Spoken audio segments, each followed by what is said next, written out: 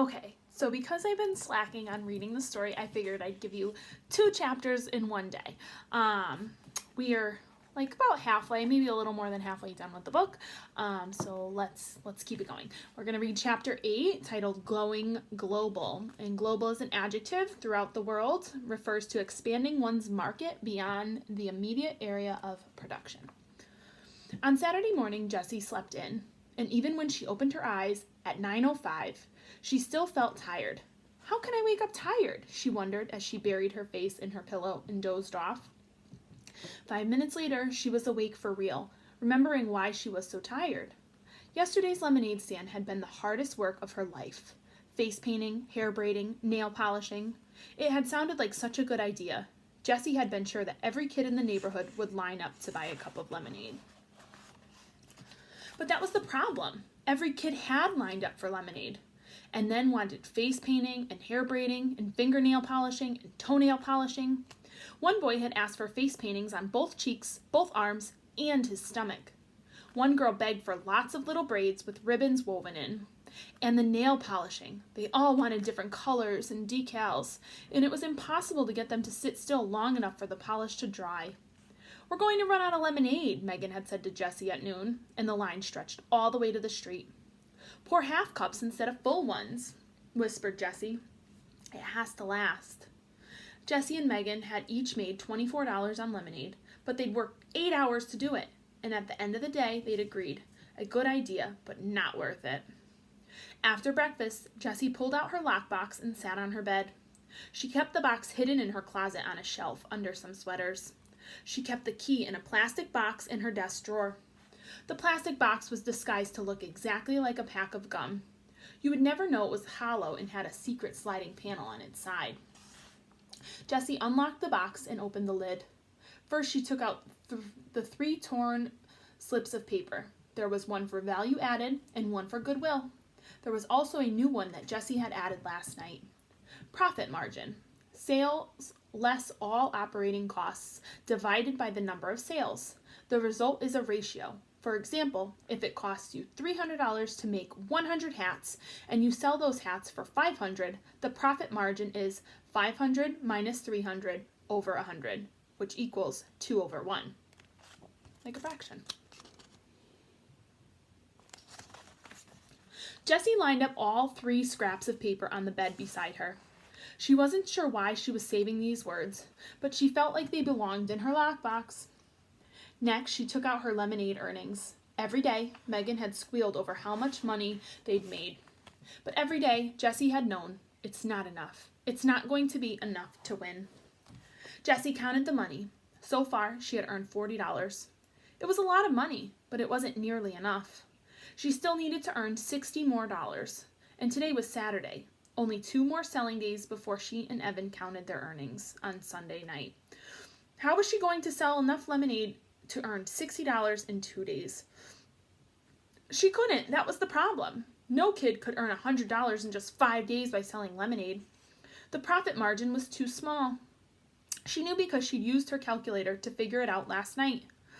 The numbers said it all. There was no way 2 girls in one neighborhood could sell 375 cups of lemonade. Nobody wanted that much lemonade, no matter how hot the day was. Jessie looked at the money in her lockbox and the page of calculations on her desk. Any other kid would have quit, but Jessie wasn't a quitter. So profit margin for 1 can of lemonade, or 8 cups. 8 cups at 50 cents a cup, 8 times 0.50 equals $4. Operating costs, lemonade costs, $1.25. So Jessie's trying to figure out all these different number scenarios to see how much she can make.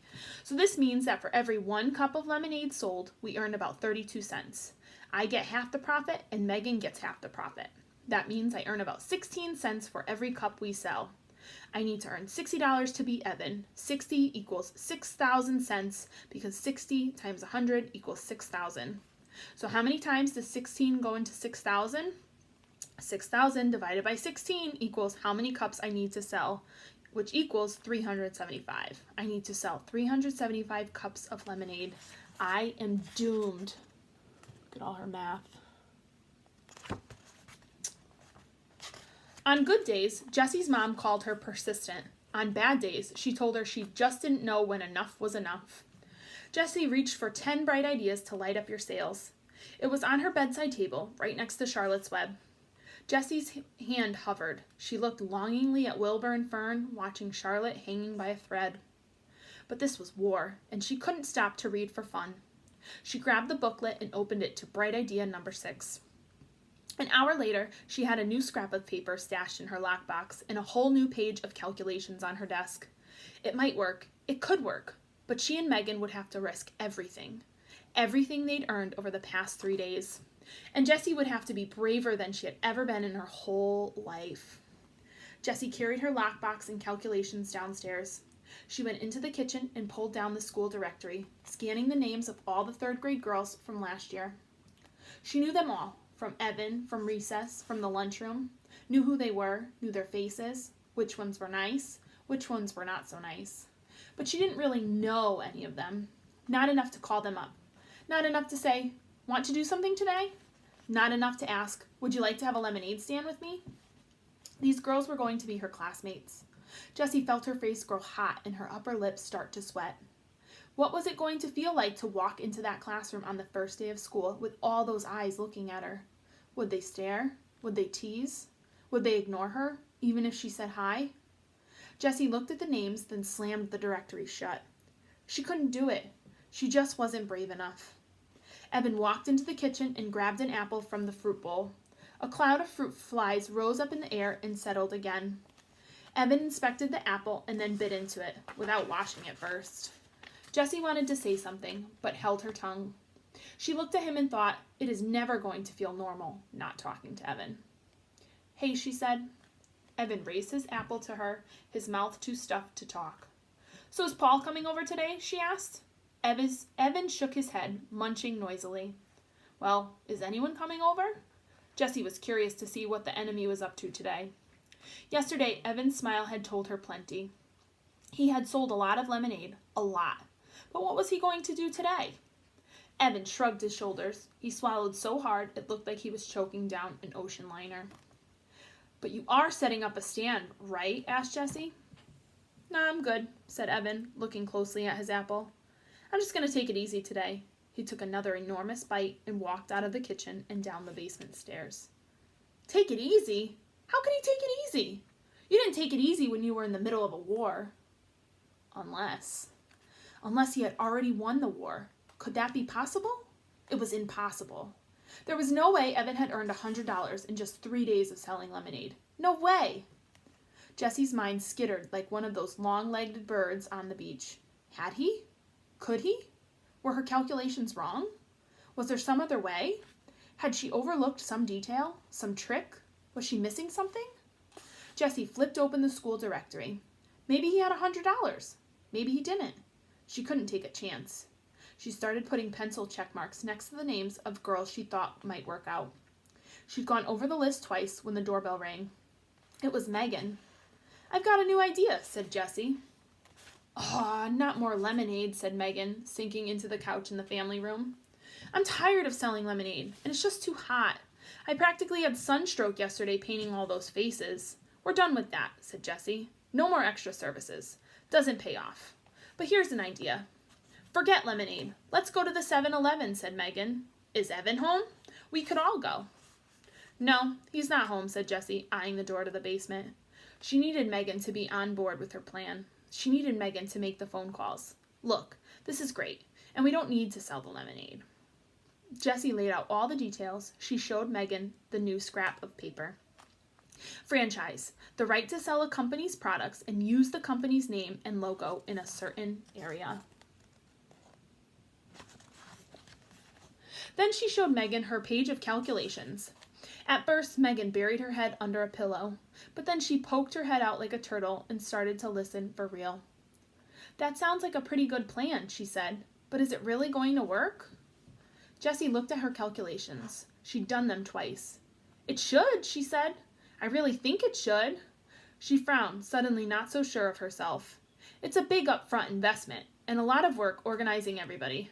But once they're set up, we should just be able to sit back and watch the money roll in. The key is spreading everybody out so there'll be plenty of customers. We'll need at least 10 girls. 15 would be better. That's the whole 4th grade class, said Megan, looking doubtful. How are we going to get them to do this? Well, you could phone them all up, said Jessie. She handed Megan the school directory. Open to the 3rd grade page. Me? Said Megan. Why me? Because they know you, said Jessie. They know you too. Yeah, but they like you. Megan shook her head. Not all these girls are my friends. Even the ones that aren't your friends, they still like you. Everybody likes you, Megan. Megan looked embarrassed. Oh, everybody likes you too, she said. No, they don't, said Jessie. They really don't. There was an uncomfortable silence between the two girls. Then Jessie shrugged her shoulders and said, I don't know why those girls in my class last year didn't like me. I'm hoping this year will be better. Megan tapped her fingers on her knees. You're nervous, huh? About 4th grade? She asked. Jessie thought hard. I'm worried that I won't make any new friends, she said. You know, that all the kids will think I'm just some puny 2nd grader, and that, she took a deep breath, I don't belong. Megan looked up at the ceiling for a minute. Do you have an index card? She asked. Huh? I need an index card, said Megan. Do you have one? Jessie went to the kitchen desk and got an index card. She handed it to Megan. Megan started to write something on the card. What are you doing? Asked Jessie. I'm writing a comment card, said Megan. That's something you're going to miss from 3rd grade. We did it every Friday. We each got assigned a person, and you had to write something positive about that person on an index card. Then it got read out loud. She folded up the card and handed it to Jessie. Jessie unfolded the card and read what Megan had written. You're a really nice person, and you have good ideas all the time. You're fun to be with, and I'm glad you're my friend.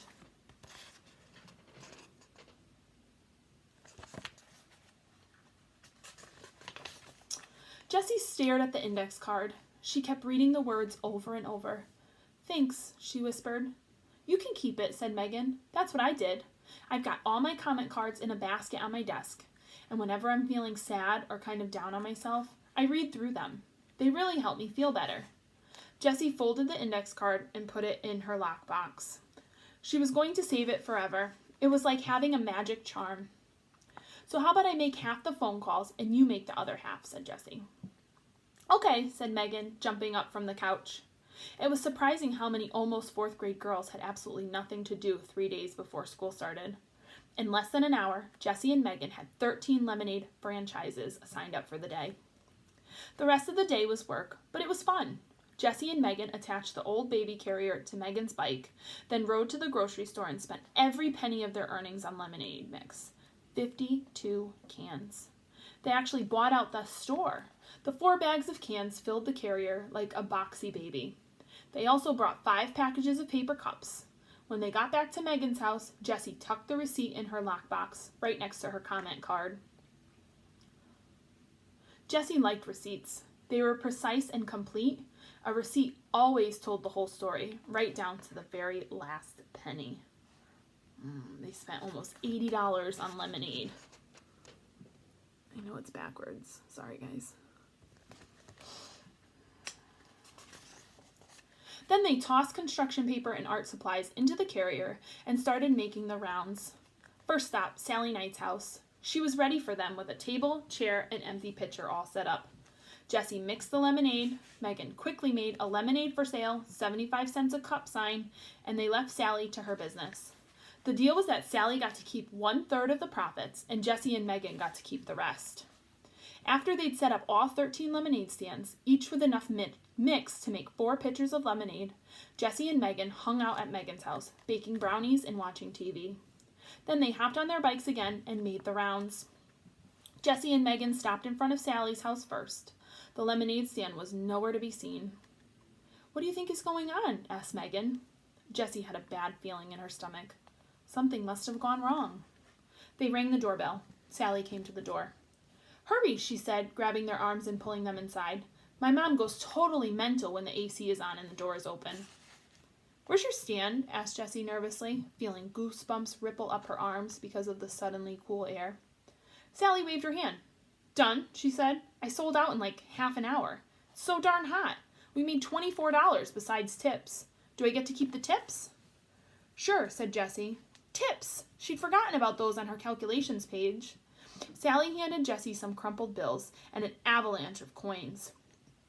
$8 for Jessie and Megan, each. You want to stay and have some ice cream? Sally asked.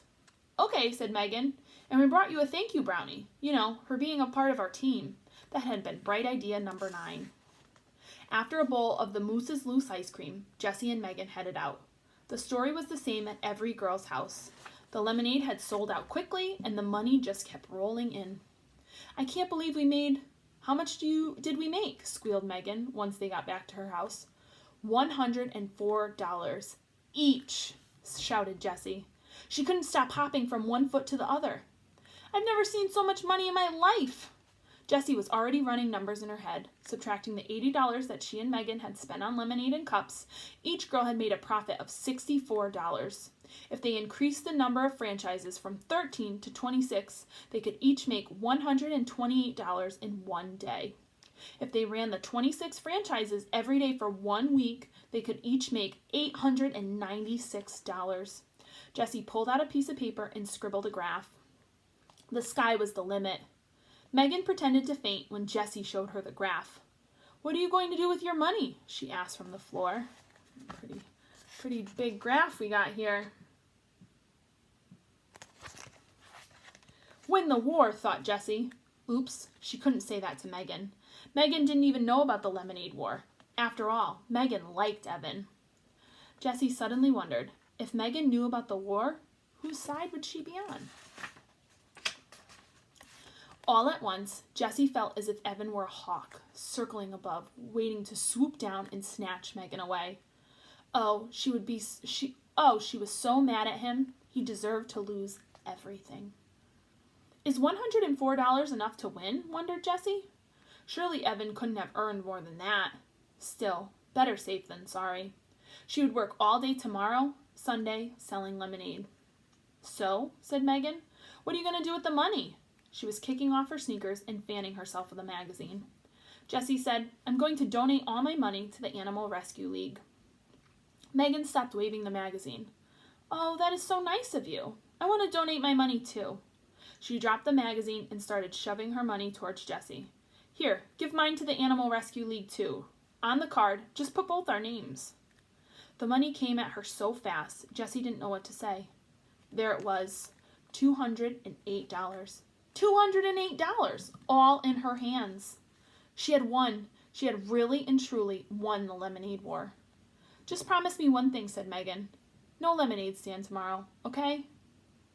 Okay, said Jessie. She didn't need a lemonade stand on Sunday if she had $208 today.